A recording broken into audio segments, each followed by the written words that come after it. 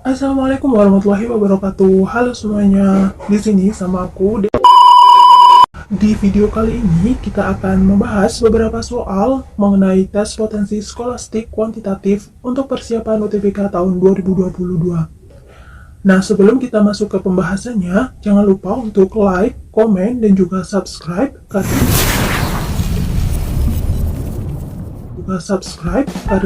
satu subscribe dari kalian sangat berharga buat kami untuk bikin kami lebih semangat membuat konten-konten selanjutnya. So, langsung aja kita masuk ke pembahasannya.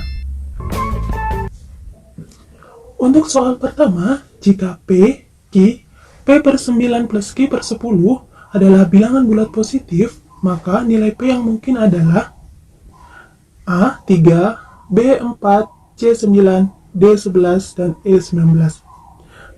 Nah, di sini udah diketahui bahwa ketiga angka ini merupakan bilangan bulat positif. Bilangan bulat positif itu artinya bukan pecahan ya, karena bulat berarti bukan pecahan. Dan nilainya positif, berarti masuk ke dalam 1, 2, 3, 4, dan seterusnya. Berarti masuk di situ ya.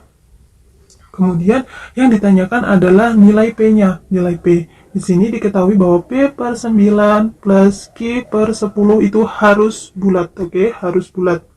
Jadi, untuk membuat kedua angka ini bulat, supaya penjumlahannya nanti bulat, maka kedua angka ini harus dalam nominal yang bulat, oke?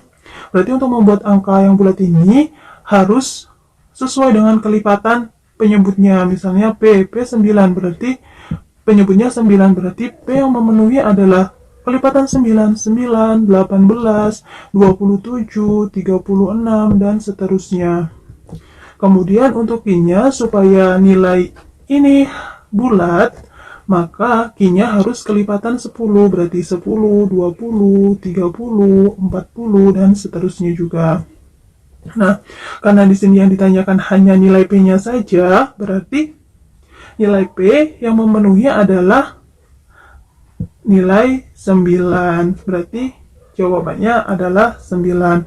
Nah, untuk memastikan kita bisa buktikan terlebih dahulu ya. Di sini misalnya P-nya 9 dan Q-nya 10. Nah, P-nya 9, 9 per 9 ditambah Q-nya 10, 10 per 10 sama dengan 9 per 9 kan 1 ya. 10 dibagi 10 sama dengan 1, sama dengan 2. Nah, 2 kan termasuk bilangan bulat dan juga positif. Jadi gitu, kita bisa mengacu kepada penyebutnya dulu.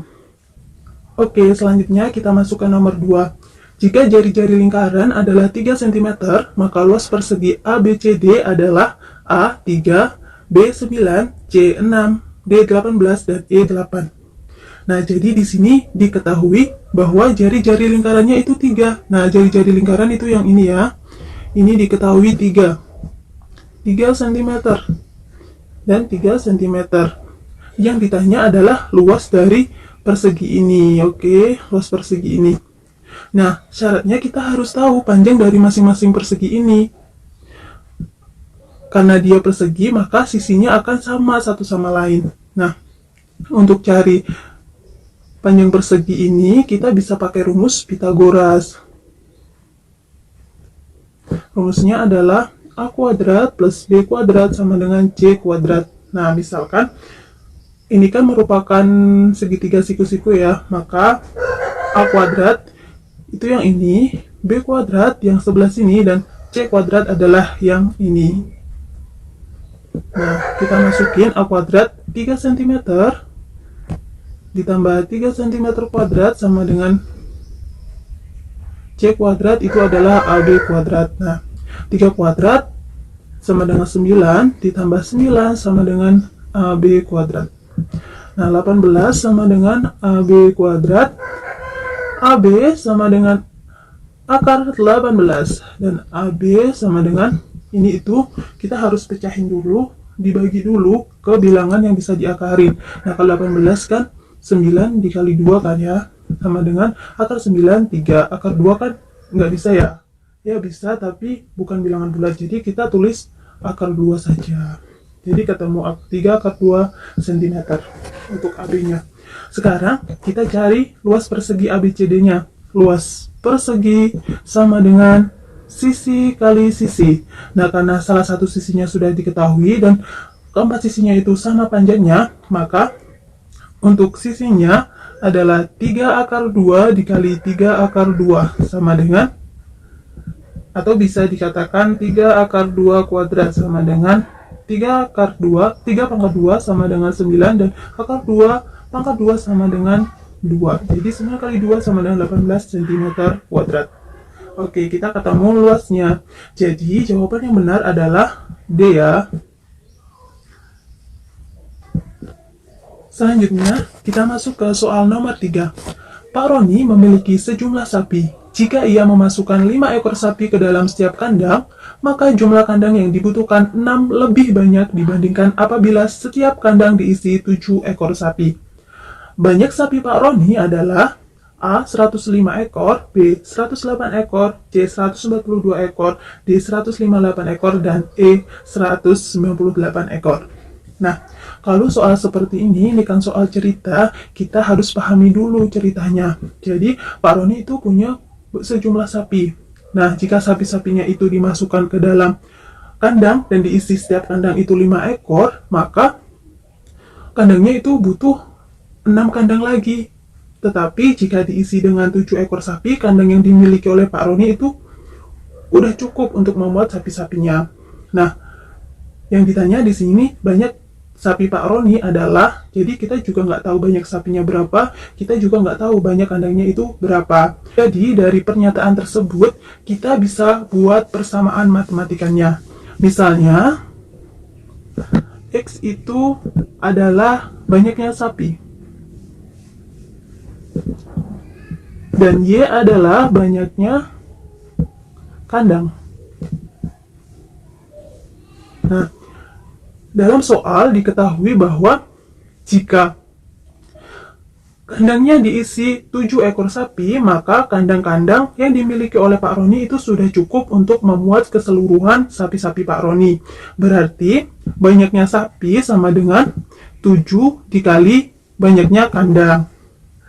Kemudian untuk pernyataan yang kedua, jika dalam satu kandang diisi oleh 5 ekor sapi, maka Pak Roni membutuhkan 6 kandang lagi untuk bisa memuat seluruh sapi-sapinya. Berarti X sama dengan 5 dikali banyaknya kandang ditambah 6. Nah, kita udah dapat persamaannya nih. Jadi untuk selanjutnya kita tinggal masukin aja nilai X-nya ini ke persamaan yang kedua. X sama dengan 7Y sama dengan 5Y plus 30. 7Y min 5Y sama dengan 30. 2Y sama dengan 30.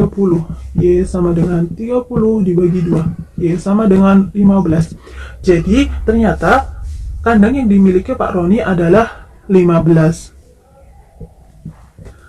Selanjutnya, yang ditanyakan adalah banyaknya sapi Pak Roni. Berarti kita perlu mencari jumlah sapi yang dimiliki oleh Pak Roni. Berarti simbolnya adalah X. Kita cari X-nya. X sama dengan 7Y. Kita bisa substitusikan nilai Y ini ke persamaan 1. Sama dengan 7 dikali 15. Sama dengan 105 ekor sapi. Oke, berarti jawabannya adalah A ya. Oke, sekarang kita masuk ke nomor 4. Di sini ada soal 5,055 dibagi 2,022 adalah. Nah, untuk soal jenis seperti ini, sekilas kita lihat bahwa polanya itu sama. 5,055 dibagi 2,022. Punya 3 angka di belakang koma dengan pola yang mirip. Jadi, kalau untuk menyelesaikan soal seperti ini, kita bisa sederhanakan terlebih dahulu. 0,55 dibagi 2,022 itu bisa disederhanakan menjadi 1,011 per 2 dikali 1,011. Nah, di sini kan ada bilangan yang sama nih. Kita bisa hilangkan. Nah, berarti tinggal 5 per 2. 5 per 2 sama dengan 2,5. Berarti jawabannya adalah D.